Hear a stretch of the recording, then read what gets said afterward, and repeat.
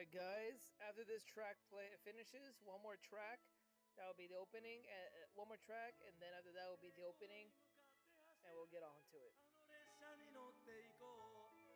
足のままで飛び出してあの列車に乗っていこう土砂降りの痛みの中を傘もささず走っていくやらしさも汚らしさもむき出しにして走っていく聖者になんてなれないよだけど生きてる方がいいだから僕は歌うんだよ精一杯でかい声で見えない自由が欲しくて見えない自由を打ちまくる本当の声を聞かせておくれよトレイントレイン走ってゆけトレイントレインどこまでもトレイントレイン走ってゆけトレイントレインどこまでもトレイントレイン走ってゆけトレイントレインどこまでもトレイントレイン走ってゆけトレイントレインどこまでも I guess I'll play Linda Linda after the next segment, but yeah guys, it's Sunday, you know what that means, right?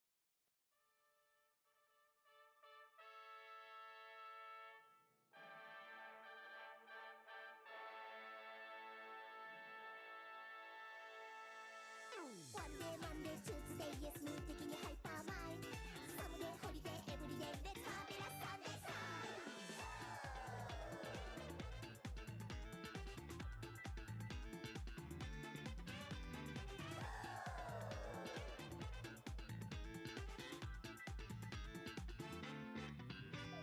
ご機嫌ハローアンテナ感度どこ知らないなんてもったいないの足りないの世界はもっと驚き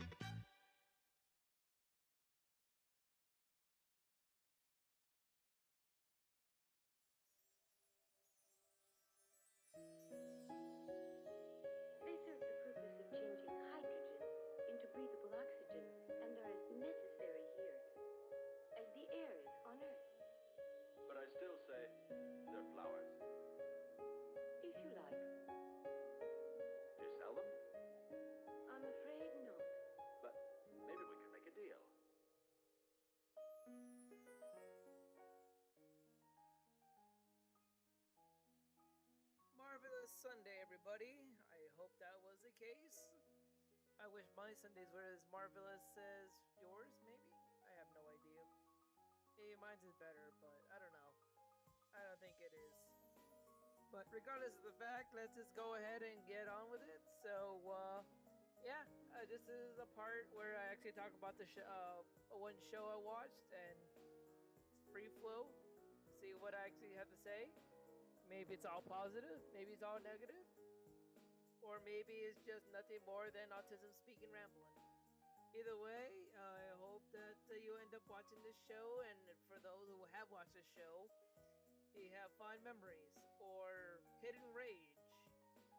But I actually think this show has actually been fantastic.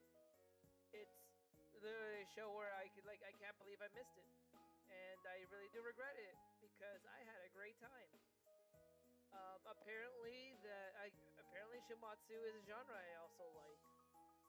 So I guess I could put down is I guess I do like Chambada as well. I also do like girl rock bands, and believe me, I have watched plenty of those. And I guess I could put down Shimatsu as well. So like my personal favorite always has been Rolling Girls, and that's because I have a huge bias with the Blue Hearts. So it's like Blue Heart sold, watercolor backgrounds, enjoyable, cute characters, and it's just been nice. And I gotta really say that I'm afraid that the train has actually surpassed that. I think that's actually my personal favorite. As amazing as it actually sounds, um, I'm actually surprised. The show really is. It actually has something that is not offered as much, and I really did enjoy it. It was quirky. It was sometimes random dumbness, but you know what? I was in it for the long run, and I got actually enjoy. I enjoyed it so much. Uh, it is actually very creative. I want to talk. I want to get down to the point where I want to actually talk about the opening, because there's actually some.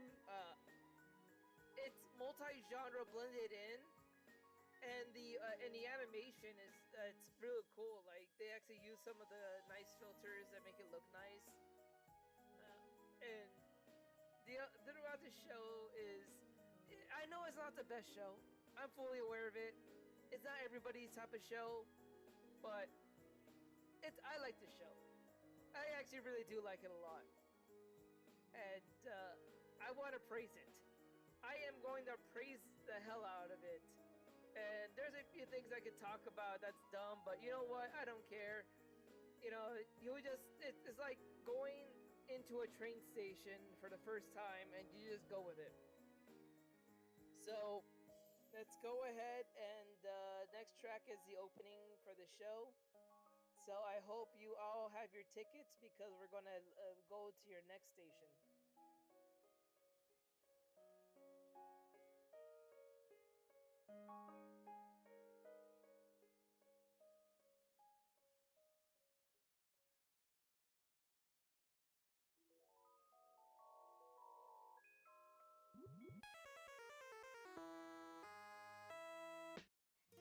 Katang katang katang shoo shoo train, shoo shoo train.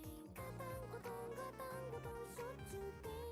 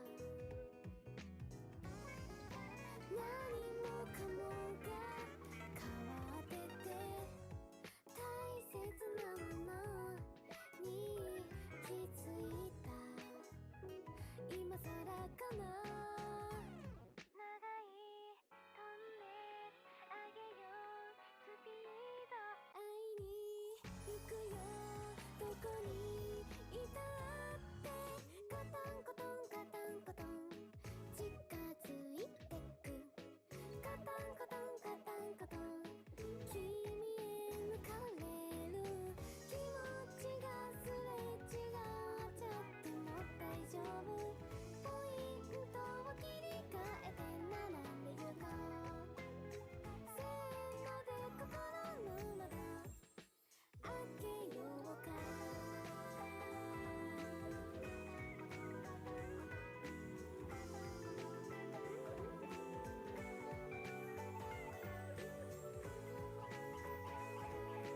カタンコトンカタンコトンシュシュトレインシュシュトレインカタンコトンカタンコトンしょっちゅう停止停止仲良く行こう手と手と手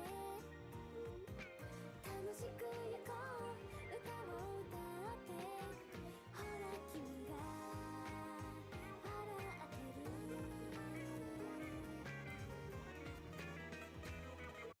カタンコトンカタンコトンワクワクするカタンコトンカタンコトン響けホイッスル夜空を見上げて約束したね私たちは変わらないいつまでも君にどんな未来をあげようか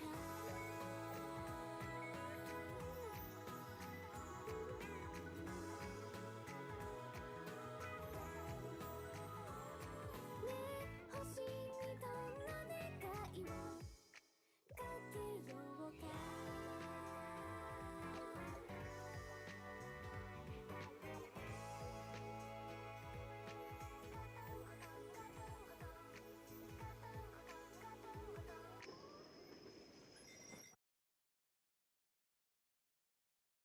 Katangoton, katangoton. Oh gosh, okay. I really want to actually go with it. The opening I actually enjoyed way too much. It really goes to multi-genre. It actually covers both MIDI and chip tunes, and then it goes into the classic VHS vibe with some of the with some of the what's it city pop vibes, and it the genre the opening blends so many genres together, and also having the background train in there is a nice touch. It has that same feeling that with the with the ping pong, not the Kino ping pong, but the girl ping pong, because they also use the ping pong balls on the bounce in the track as well. I really like that small attention to detail, and it's the same thing I have with the OP. It's just like the OP actually goes into multi-genre, which actually is a very loose interpretation. What I think is different stations actually have different feels, like especially for those who actually have taken the train. Like I don't know how many of you actually have taken that specific train down to Ikebukuro. I have not done that type of train from Sagano to Ikebukuro. I have not tried that, but the many times I've been over there, I can actually understand the feeling, because each city has their own, their own vibe, I guess. Um, it has different feelings. Like for me, like Ikebukuro actually is a pretty busy city, and it actually has become more closer to what Akiba used to be, because I'm not really a huge fan of current Akiba. Like, it's still good. It has some things I like about it, but it's not like how it was in the back of the days. The going during the golden times, those are amazing. Like that was the time where you can actually go into shops and enjoy the stuff that usually would get shunned. It's no different from like how it was. Like for those who are probably old enough would actually understand that. For those who were really into like not just anime but games in general, where like you actually were kind of shunned for like showing off your passion about it. And then when you go to specific places, you can actually be like, I like this. And then other people say like, hey, you like this too? And then you just end up talking about it and just be very passionate. And those are actually great. And I actually miss those times because more often than not these days, you actually get the normies who actually wear it and they don't know what they're doing, and then you go up and talk to them, and they just don't really want to talk to you. Uh, it, so it actually happened. Like the more recent one was, so like I went to watch a show, this one show in the theater, and then I came out, and then this gal was actually wearing like Evangelion hoodie, I guess, and I was just like, "Hey, that actually looks cool." You know, like I actually went up and I'm like, "Hey, I want to like, sorry to interrupt, but I want to compliment about your hoodie. You know, that's cool. Like, where do you get it?" And very disappointed because it was just like, "Oh, I got it from somewhere." The whole point is that they didn't even bother to watch the show. It's just like, yeah, I just know about it, and it's like disappointment. Or like even going to like a Halloween party where where this gal's actually wearing like a mask, and you're like, wait a minute, that looks like the same mask from like a Mononoke, and like, oh, I sure hope she actually has watched it. And then you approach and you're this like, hey, this one scene is actually great, and then they just go like, oh yeah, I have never watched it, I just wore it because it looked cool. It really does suck, and I really do feel uh, with that. And but yeah, it was actually really cool. But besides the point, I want to actually get into the whole Doom talking about it. I want to actually get to the actual show itself, but the opening also has they also use a lot of the film grain filters as well, so it kind of actually has the cinematic feel. Uh, it also looks great. I really enjoyed the opening, and I really love that small part where you see all the girls just saying "gatan goton gatan goton." Oh, that actually makes me smile.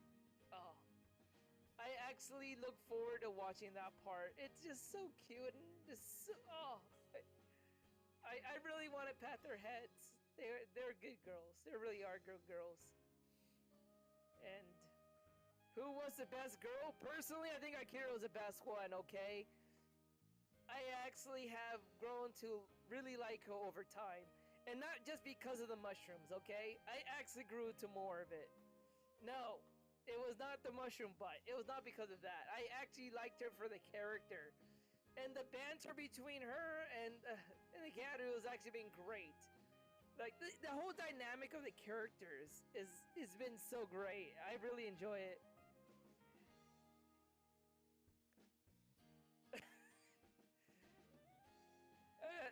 I think what really is just, despite the boy hair, I don't really care. The boy hair is cute, okay? Also explain. Also, can someone explain that they all still wear lipstick? It's really amazing. Like they all have lipstick still through the whole trip. Did they? Did they act like? If you, at the start of the show when they were at packing, and they brought all their stuff, I get, and then they are like, "Hey, we're lacking on this," uh, and then they all had lipstick still. So. Oh, Garu brought it in her bag. Okay, so she has brought more than enough lipstick for everybody to share. That actually makes a lot of sense. I got it. But I actually do like all the girls as well, okay? So Garu, she's cool, okay? She is straightforward and actually does. It's great. Sharing lips. That all the girls are great though. That's the thing. But it's just that I personally like Akira a lot more. It is a personal thing. You know, like I'm not saying that the other girls suck or anything like that. It's just that something about with Akira I really do like. I would not mind actually carrying her and bending her down in areas and just go for it. You know, kind of like how Megumin is. You know, just imagine. I can imagine it. But yeah, it's what a delightful opening. But yes, let's get to the point of the show. For those who don't actually know, I really have a feeling that a lot of people who don't know about the show would probably be turned off about it, and I really think that that would be the case. But let's just go ahead and get to the point. So what it is that one girl goes down Ikebukuro, she wins something, and then she's just like has to press a button. And seriously, we just skipped over the 6G. It's just like 3G happened, 4G happened, 5G's going. Screw 6G. We're going straight to 7G. So I guess I think that means force. So I guess 7Gs of force came out and just ruined the world after you press the button. And everybody comes to it. So, and then because of the result of the 7G, every station actually has a bit of a quirk for them. And then these four girls' case in their town, they actually become animals at a certain age. So I guess I guess that's a furry's dream. They just actually like I can't wait to grow up to be an animal. I guess. But a lot of them want stupid animals, and they don't get to pick. So I can just imagine some furbags just like, I hope I get to turn into a wolf, and then they actually grow up, and then they actually became like a mouse. I would like if I want to be in that. I got ahead. I want to be a monkey just because I want to be like Charlie. I want to be a human G. Think about it. If you get to be picking any animal, you know what? Pick an animal that you'll grow up into, okay? I'd rather be a human G. It's great, you have a mind of a human, but you're still an animal. Can I pick an extinct animal? Yes, you can. In episode 2, I remember one or two. There was a Triceratops in there. I remember a Triceratops was there. Because I was like, wait, what? Does that also mean dinosaurs too? Why would you want to be a Neanderthal, Anon? You could be anything, and you pick the dumb human. Like, why can't you be a T-Rex? That's basically a human. So, a Neanderthal is a human G. I got it. Okay, that's it. Okay, so when I grow up, I want to be a Neanderthal. Got it. Okay. Why? Because you have a big mouth and a very scary roar. Did you see Jurassic Park? Okay. When you actually have a giant dick, you don't need hands. Okay. So, yeah, it starts. So in this town, they like to eat bitter melons. And you can actually be an animal, or a dinosaur, or some kind of stupid furry or something. I swear there will be an Anons out like, if I had a choice to be an animal, I want to be a dodo, or some dumb bird. They just actually run into things. I guess it's what the dodo, the cuckoo, and the nene. I swear one of you Annans would pick one of those and be like, be a horse cock? Dude, you know what? How about this? In this realm, if you can actually be a horse, can you be a horse girl? That actually might be a really good idea, You live in this town, and like, I hope I become a horse girl. You know, that's actually great. But the downside is that you'll probably be a horse girl with a giant cock. But is that really a downside?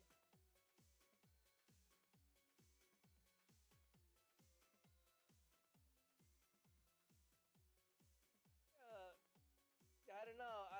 This horse, hey, I'm playing the game quite a lot, so I've been actually thinking about being a horse girl might be a good thing. You know, the downside is that you might actually have a giant cock, but you know what? That comes with the territory. You know, it's all like, you know, a crocodile in a sun. You and then you want to be a crocodile. You're basically want to be Florida man. So you want to grow up to be Florida man. Got it.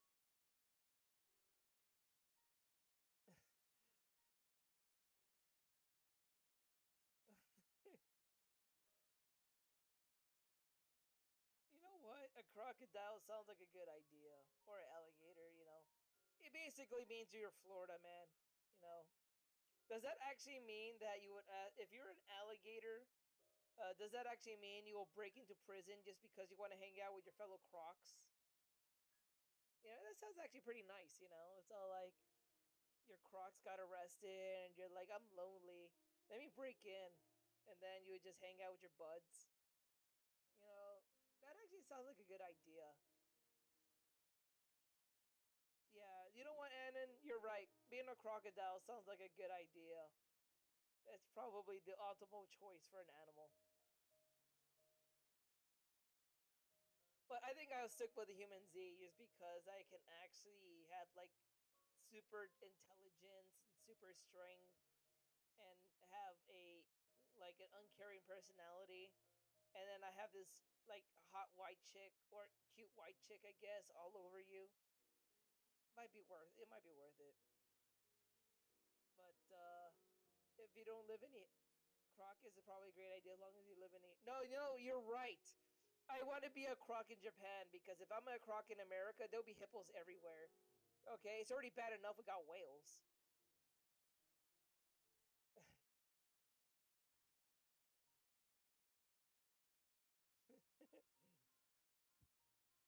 Oh yeah, you're right. Hippos are African. That's right. So you're right, and then you're correct, and I don't have to worry about it. But anyways, beside the point, we figured it out. Okay, we just barely on episode one, and we're already talking about crocs and dinosaurs and gators and human Z's. So, anyways, the whole point is that the station attendant, the guy who's actually like probably retarded, and most likely he is. All he actually does is just say sound effects all the entire time, and then and then out of nowhere, she just comes out being sane, and that's how he actually became a non-retardant person, but he can only do it for 5 minutes. And that's how she got the inspiration to be like, I want to find my sister. So she actually spends time learning about trains. And I'm actually very surprised she didn't actually go to the arcade, you know. If I want to learn about trains, I would learn about it from Densha to Go because it trained you much better. But apparently reading the manual is good too. But you know what? As an American, reading is gay. So let me play the game. Uh, so then fast forward, and she's just like, nah, man, I'm gonna skip school. And then all of her girlfriends are like, yeah, we're gonna go join in too. And the dog comes up. And so now the mission has changed from let's just live life to I'm gonna find her now. And so they set off and go straight to Ikebukuro. But there was like what 22 stops ahead of time, so um, honestly, the show would have been much better if it was a bit longer. But I understand for the length it is. I actually did enjoy it, but you know what? It's okay. I think it would have been a lot more filler if it was longer. But in any case, so the girls actually got their train. They actually got to start working on it, and then they're off to the first station. And the first station, everybody has mushroom in their heads. Uh, Quite impressive because I thought the mushrooms grow down there, but apparently they grow up. Uh, you know, I wait. Doesn't that mean that the guys have more than one mushrooms? Is it definitely possible that a three-way could be feasible? But that's not possible. They're too chill. So the entire time, these guys, they just like to live around and not to do anything. Why do you always come back to Cox? What are you talking about, man? Your mushroom is not working? The most important thing about mushrooms? Mushrooms don't think.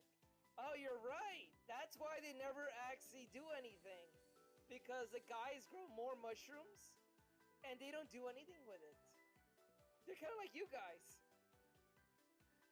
So, the whole point of the first station is that they just actually live to die, and they get controlled by mushrooms. So, wait, isn't that like the point of The Last of Us, where the fungus grows on them, and then they just stop living because it's too good, and then they just go for it? So, I guess, wait a minute, that first station is The Last of Us. That's what it is. It's The Last of Us, but better. So, yeah, then, so all the dumb girls actually go into the to the water chamber, locked by a wooden door, mind you, and that's how they actually grow mushrooms. Apparently, Akira is the only one that didn't grow mushrooms in the head, but she actually grew it out the ass. So I'm just wondering, how the hell did she grow it up the ass if she didn't get into the chamber?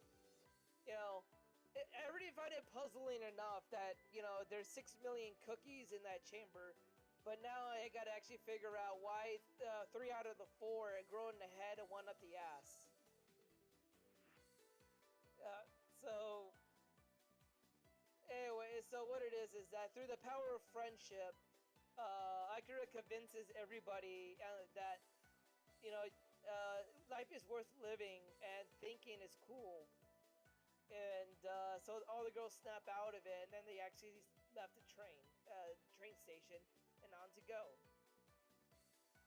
But yet, Akira actually has a mushroom grow out of her ass, and then she actually goes drugged up and stuff like that. And then they actually go with the whole thing of like, get rid of the mushroom, the ass mushroom. Okay, honest answer here, guys. Honest answer. I need honest answers. Would you want to be the mushroom up Akira's ass? Okay, yes or no? And you fully aware what happens after that, okay?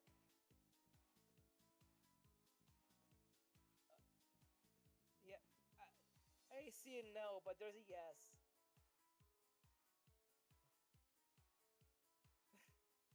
Come on, Anna, be truthful. You know you want to be the mushroom. Okay? You're fully aware that the upside is that you're a mushroom up the ass. The downside is that you'll die. Is it worth living now?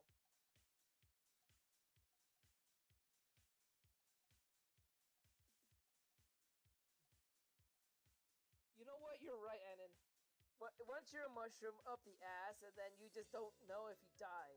Because you don't care like that.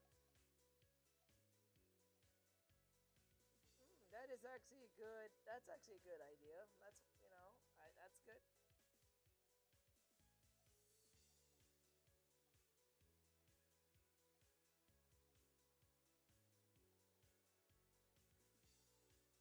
I see.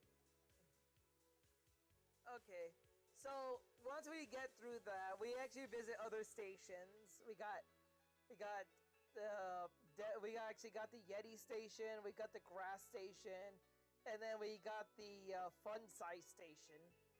I gotta actually really admit, I really did enjoy the whole kaiju element part of it. It was funny because everybody's all minuscule, and then they all are they're normal size, and they just show up into town. And they start shooting them, and it's all like, hey guys, this is Nerf gun, stop that. was actually pretty. Uh, hey, there's nothing wrong with. Wait, how can she be gigantic? She was normal size. Everybody else was like small size. Okay? I feel sorry for all the manlets in that realm because they're actually like what, mini manlets? You know, just imagine that like you're already small as it is, and then 7G makes you even smaller. You know, that's kind of actually really sad. So like I can't get a date now, but now I surely can't get any because it's like you're no longer fun size. You're like snack size. Yeah, but I actually like that station quite a bit because it made me laugh. Because it was so ridiculously dumb. And the guy in charge was just nothing more than a military otaku. And that was really amusing. Oh yeah, the Garu became King Kong. Very fitting. Sasuga, Garu monkey.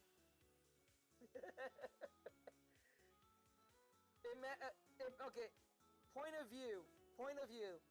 You're a citizen in this miniature city, and the Garu shows up terrorizing your shit. Would you actually be fearful, or would you be like, I want to look up her panties?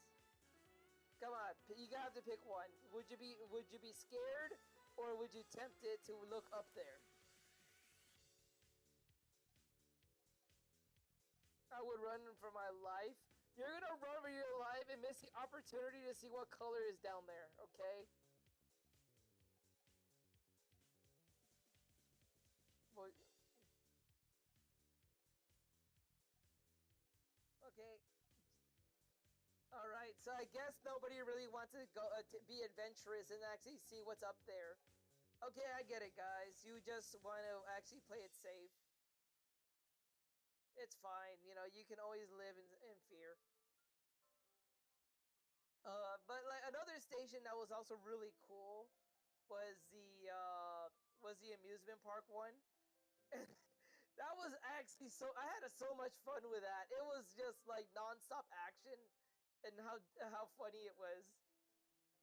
And it's just like, yeah, we just showed up and this amusement park was taken over by the bad guys and all the good guys are dead. So it's that was actually really fun. But another cool thing was that when they actually fought against the animators, and they actually had different art styles they could turn into, that was a lot of fun. That was cool. See, that was the type of creativity I like a lot of anime should really adopt. You know, that would be cool. You know, I actually like those segments. Those are fun. So that was fun.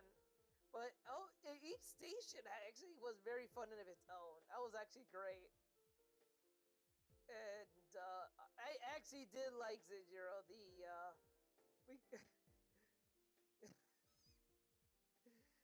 gosh, yeah. Sorry, but I have to go back to the animators. I actually thoroughly enjoyed them. It was great because they acted all stuck up and like snooty and stuff. And it's just like, oh, just like a lot of the current industry is, huh? Some things don't change. You actually got these snooty animators who are just like, well, you know, I could draw this art style, but, you know, this art style with the bent dick is, you know, the best one. And then adjust glasses and something stupid like that. And it's just like, dude, you're animating for people, okay? If you want to animate for yourself, you could do that easily, you know? Just like animate in your own free time, you know? Some people want to actually see long, thick dick, and you like to see stunted, angled dick, you know? Can you really force someone to enjoy something like that? So that's what I'm saying. Animators should have free time. You know, they can easily draw their bent dicks.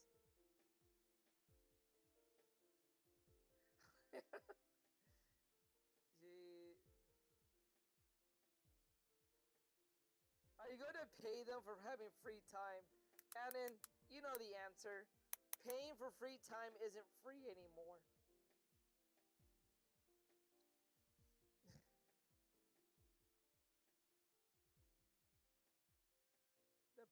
animation was a paid subscription.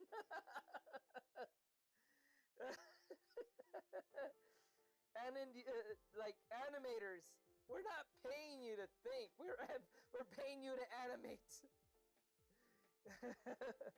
It's all like, hey director, this guy would look better with a bent dick. And it's all like, bruh.